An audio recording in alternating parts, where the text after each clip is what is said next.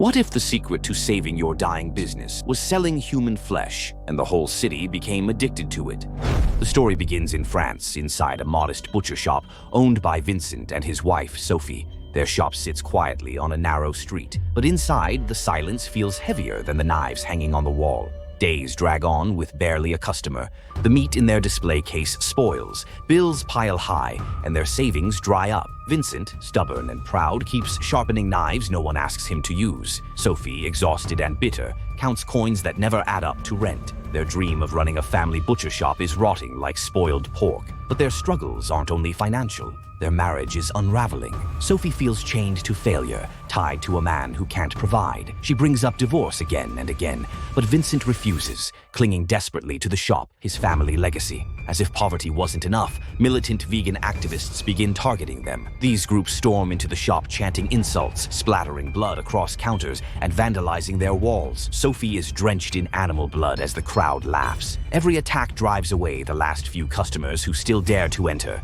Vincent's pride as a butcher collapses, and Sophie's resentment grows darker by the day. Meanwhile, their friend Mark, also a butcher, thrives. His business is booming, his wife Stephanie at his side. Every time Vincent visits, jealousy twists inside him. He sees what success looks like and what failure feels like. Then one night, fate changes everything. Driving through town, Vincent spots one of the activists who had vandalized his shop. Rage burns through him. He grips the wheel tighter, reverses the car, just to scare him, to remind the man that butchers aren't weak. But in a split second of miscalculation, the activist is crushed beneath the tires. Bones snap.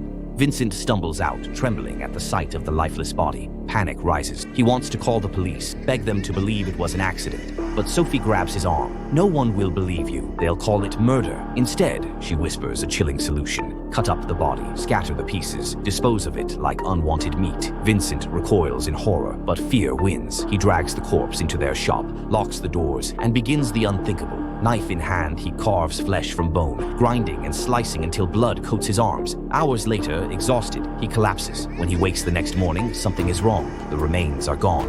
Panic claws at his chest. Did someone discover the body? Did Sophie move it? Then the shop bell rings. A cheerful customer walks in, smiling.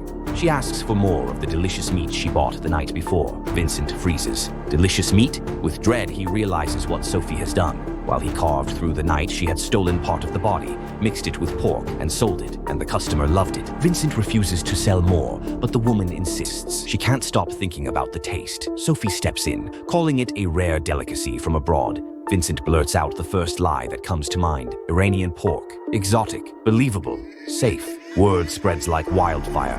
Soon lines stretch around the block. Traffic jams clog the street. People crave the meat, obsessed with its unmatched flavor. Their once empty shop is now overflowing with customers. But Vincent knows the truth. People aren't devouring exotic pork. They're eating people.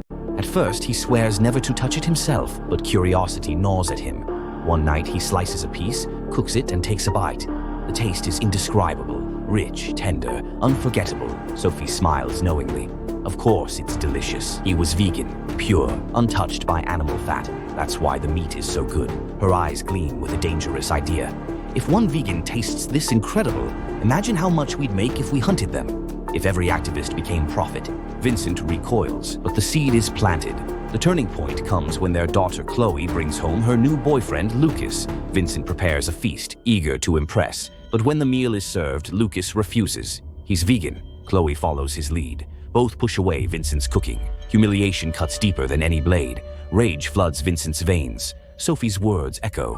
Vegans are the enemy. Vegans taste better. Vegans are the future of their shop. Together, they begin prowling vegan restaurants, pretending to be activists themselves. They look for prey. Vincent follows one target into a parking lot, knife in hand, but his body betrays him. The blade trembles, his courage fails. Again and again, he cannot strike. Sophie grows furious, mocking him as weak, until one night she lures a young vegan man home. She pushes Vincent to the edge. "If you won't kill him, I will sleep with him." Vincent assumes she's bluffing until she disappears into the bedroom. Something snaps. Jealousy, rage, and shame ignite. Vincent storms in and murders the man brutally. But this time, he doesn't feel horror. He feels power. From then on, Vincent and Sophie become predators. They lure vegans, slaughter them, grind their flesh, and sell it as Iranian pork. Customers adore it. Their profits soar. Rival butchers close their doors. Mark, once the successful friend, now looks on in envy. One evening, Mark and Stephanie dine at Vincent's shop. They taste the meat and love it instantly, until Stephanie bites down on something hard. She pulls it out, a pacemaker. Her eyes widen. She was a nurse. She knows exactly what it means. Vincent's stomach drops. He remembers one victim had been a heart patient. The lie begins to unravel. Tension boils over. Vincent and Mark argue violently until Vincent, in a fit of rage, bites off a piece of Mark's ear. Their friendship shatters forever, and enemies never forgive. Meanwhile, Vincent's addiction deepens. At a vegan festival, he looks at the crowd not as people, but as meat. His gaze lingers even on children.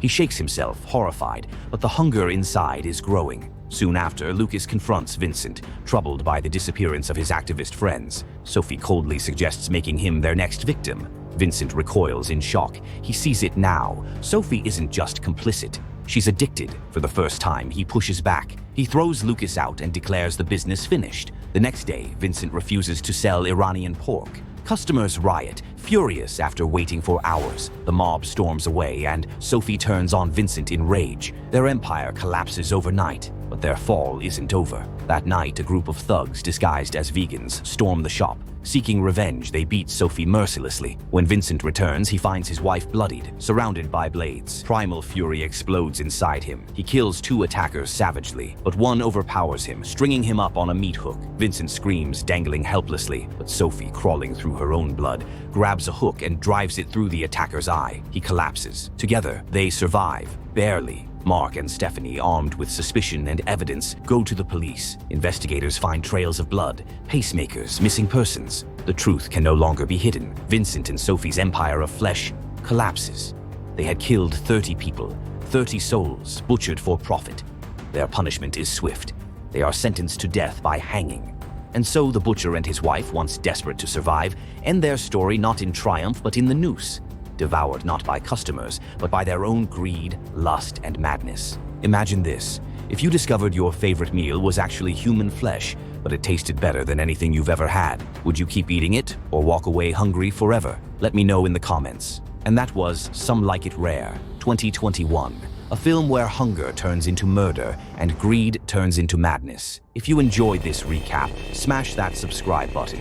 Drop a comment with your thoughts and check out my other videos for more dark and twisted tales. Until next time, stay hungry for stories, not flesh.